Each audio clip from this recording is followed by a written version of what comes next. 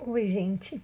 Eu percebi que havia necessidade aqui da gente fazer mais uma parte dessa nossa aula da unidade 8, né? Que são as recorrências lineares de segunda ordem. Por quê? Eu percebi que nos vídeos anteriores, né, a gente não falou na situação onde as raízes fossem complexas, as raízes da nossa equação característica. Então, eu vou falar nesse caso também porque eu acho importante, porque lá na lista de exercício de vocês aparece exatamente essas situações, né? Então, se na hora que eu vou resolver lá a minha equação característica, as minhas raízes são complexas, como eu faço? Então, as raízes da nossa equação característica, quando a gente resolve, a gente já viu para os casos onde elas são diferentes e onde elas são iguais, certo? Então, vamos supor, vou escrever aqui, né, para vocês terem anotadinho, se as raízes da equação característica, então tenho lá minha recorrência, né, de segunda ordem, vou pegar a equação característica associada a essa recorrência, tá? E eu vou resolver. E aí eu vejo que as minhas raízes são complexas, tá? Então aquela solução que eu sempre estava colocando, né? Lá nas minhas raízes eu colocava como solução, vou escrever aqui, ó, C1R1 elevado a N, mais C2R2 elevado a N, onde esse C1 e C2 aí são constantes arbitrárias. A gente, nesse caso de elas serem complexas, no caso R1 e R2, para facilitar nossas contas, né, a gente pode escrever na forma trigonométrica. E como é que eu escreveria, né? Só para a gente lembrar o R1. Posso escrever como ρ cosseno θ mais I seno θ, é o nosso argumento aí. E o R2, ρ cosseno θ menos I seno θ, né? Onde vocês lembram que o ρ aí está representando o módulo, tá? Desses números complexos e o θ é o nosso argumento, né? E aí a gente usa R1 elevado a N, né, gente? E R2 elevado a N. Então, nós teríamos o quê?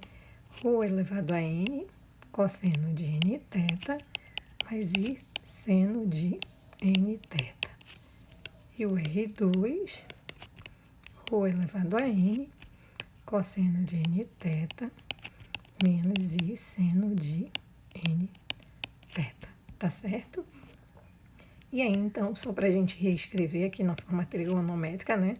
C1R1 elevado a N mais C2R2 elevado a N vai ser igual a quanto?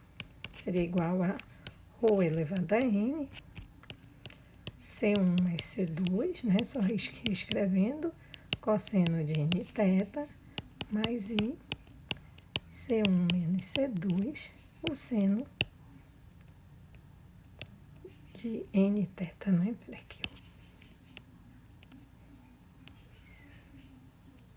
seno de N θ.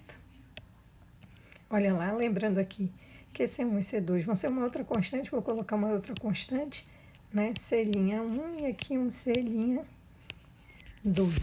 para facilitar aí. Então, a nossa solução, no caso que eu estou chamando de AN, nesse caso eu poderia escrever como ρ elevado a N, C'1 cosseno de N θ, mais C'2 seno de N θ. Ou seja, a gente vai colocar aí a nossa solução na forma trigonométrica, tá certo?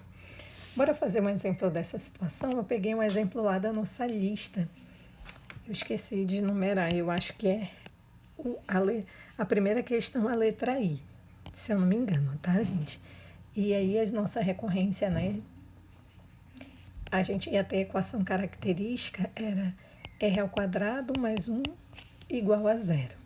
Aí, nesse caso, resolvendo, a gente já sabe que nós vamos ter duas raízes, vamos ter raízes complexas, né? Duas tem que ser, porque elas sempre vão aparecer aos pares, né, gente?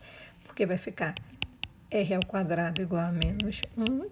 Então, R é igual a raiz quadrada de mais ou menos 1, que vai ser mais ou menos I. Né? Então, mais 1I, ou mais I e menos I, certo?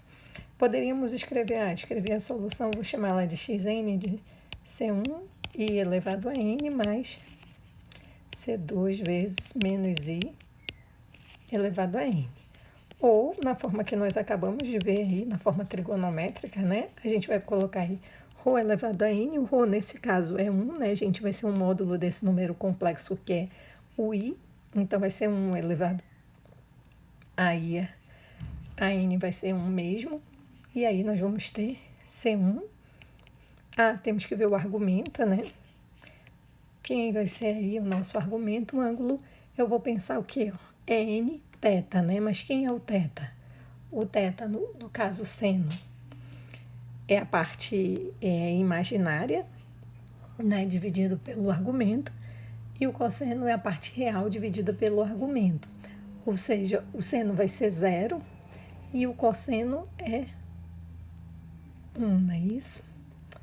O contrário, gente. O seno é 1, que é o B, né? O seno é a parte imaginária, tá? Desculpa. Sobre 1, então vai ficar 1. O seno vai dar 1. Então, qual é o ângulo onde o seno é 1 e o cosseno é 0, né? E aí, então, é o 90 graus, né? Então, vai ficar nπ sobre 2, certo?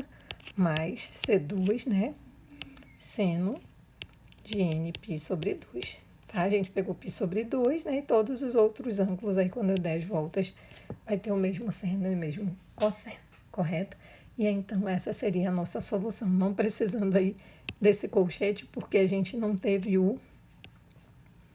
Ai, essa minha borracha tá muito grande, eu vou diminuir o tamanho dela e escrever aqui, né? C1 e NP, tá? Só para a gente saber, nesses casos, o que fazer, né? Quando as nossas raízes são complexas, tá? Uma outra coisa importante que aparece também nos nossos exercícios que vocês têm que saber fazer é quando a nossa equação ela não é homogênea, tá, gente? E aí, como é que eu trabalho? Então, tendo a minha equação não homogênea, que foi até o que eu falei no último vídeo, né? Só que no exercício que a gente trabalhou lá, o que facilitava? Era porque aí quando ela não é homogênea, o que eu falei, gente, a gente vai encontrar aí uma solução, né, particular, tá? Mais a solução homogênea. A homogênea nós já sabemos calcular, então nós teríamos ter que ir em busca da solução particular. Mas nem sempre essa solução particular a gente vai achar de modo simples, né? Eu peguei um exercício da lista também aqui, pensando em vocês, né, estarem estudando aí, trabalhando para a prova. Peguem essa recorrência aqui, ó. Ela, na verdade, eu vou só dar umas instruções para vocês, porque ela é bem extensa, gente. Eu fiz aqui e o que não faltou foi conta. Dá muita conta mesmo. Porque o que a gente vai fazer? Olha só. Ela é uma recorrência e eu observo que ela é não homogênea, certo? Primeiro, vocês têm que encontrar a solução homogênea. Encontrar a solução homogênea, acredito que vocês já estão craques agora, né? Primeiro, vou logo encontrar a equação característica associada a essa recorrência, que seria r ao quadrado menos 5r mais 6 igual a 0, correto? Daí, resolvendo aí, né, gente, dois números que quando eu multiplico dá 6 e quando eu somo dá 5, as raízes vão ser 2 e 3. Encontrei as raízes. Vou lá e escrevo a minha solução homogênea. C1, 2 elevado... C1, 2 elevado a n, mais C2, 3 elevado a n. Tá certo? Então, essa daqui é a nossa equação homogênea, gente. Ou, desculpa, equação não, a nossa solução, né? Mas a gente sabe que a gente precisa ir em busca da solução particular. E aqui é que é a hora que a gente vai ter muito trabalho. Olha só. Eu vou pensar aqui na minha solução particular. Eu imaginar qual vai ser a cara dela é bem fácil. Então, essa daqui é a da minha solução da homogênea. Aí eu vou lá e escrevo a solução particular. Eu não sei se eu uso... Não sei se eu uso a mesma letra, se vocês vão se confundir. Eu vou colocar PN. Será que vocês confundem? Era para eu ter colocado um H aqui que seria homogênea, né? Eu vou colocar o mesmo X, mas olhem só, eu vou escrever aqui, que é a solução homogênea, tá?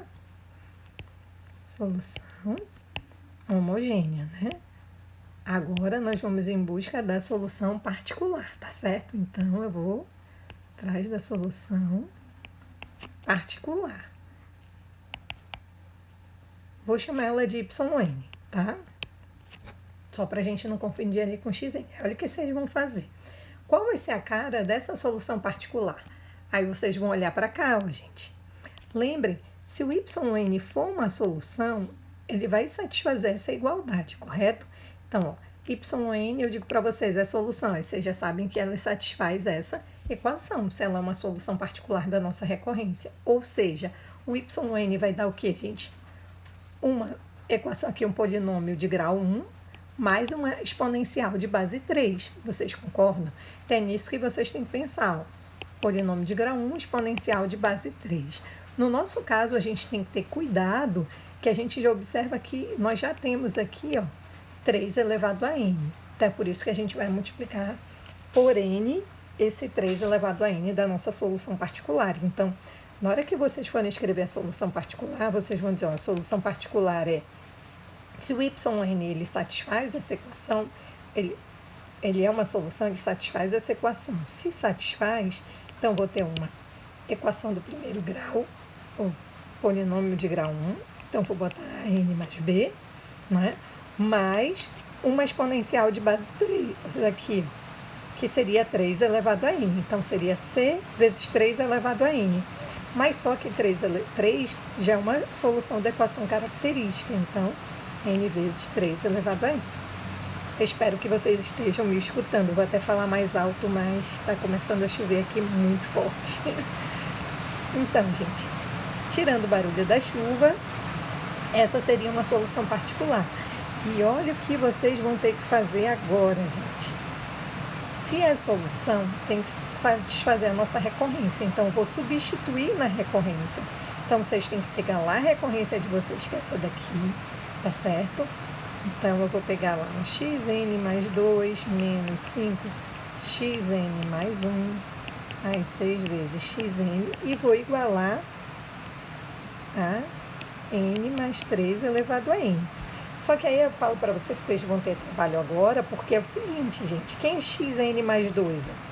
X, tá? Mas a gente vai substituir o y, né? Seria yn mais 2. Vai ser a vezes n mais 2, mais b, mais c, vezes n mais 2, vezes 3 elevado a n mais 2, tá certo? Aí, ó, menos 5 vezes, quem é xn mais 1? Aí você vai lá e coloca. Ah, eu sei, xn mais 1, no nosso caso, yn mais 1, né, gente? Então, a vezes n mais 1, mais b, mais c vezes n mais 1 aqui, ó, que multiplica 3 elevado a n mais 1, tá certo? Aí, mais c vezes, isso daqui, gente, é n mais 1, tá certo, né? Aí, mais 6 vezes xn, agora já é rapidinho, ó, que é a n mais b mais 6n, 3 elevado a n. Eu faço com bastante cuidado, ó, tu vê que a gente confunde, eu acabei de trocar um número aqui do nada, e isso é igual a n mais 3 elevado a n. Aí aqui que eu queria falar para vocês, ai, eu acho que a minha canetinha, deixa eu dar uma carrinha nela, acho que ela descarregou. Mas era exatamente esse ponto que eu queria chegar com vocês. Se vocês observam, vocês vão fazer uma identidade polinomial, tá? Mas para isso, vocês vão ter que efetuar todas essas contas aí. Assim, é difícil? Não é difícil, gente, mas é trabalhoso? Sim, bastante trabalhoso, e a gente tem que fazer com atenção para não se confundir, tá? Então, faz todas essas operaçõezinhas aí, iguala a n mais 3 elevado a n, depois faz a identidade polinomial, né? Depois que vocês fizerem isso, eu vou dizer qual o resultado que vocês vão chegar, porque vocês já têm a solução homogênea e vocês vão chegar na solução particular. Então, vocês vão ter a solução dessa equação, dessa recorrência não homogênea. No caso, n mais 3 elevado a n, tá? E aí, vocês vão fazendo todas essas continhas, vocês vão encontrar que o a é igual a meio, o b é igual a 3/4 e o c é igual a 1/5. Eu já fiz essas contas aí, gente, deram um pouco grandes, né, como eu tô falando aqui na hora de vocês fazerem isso.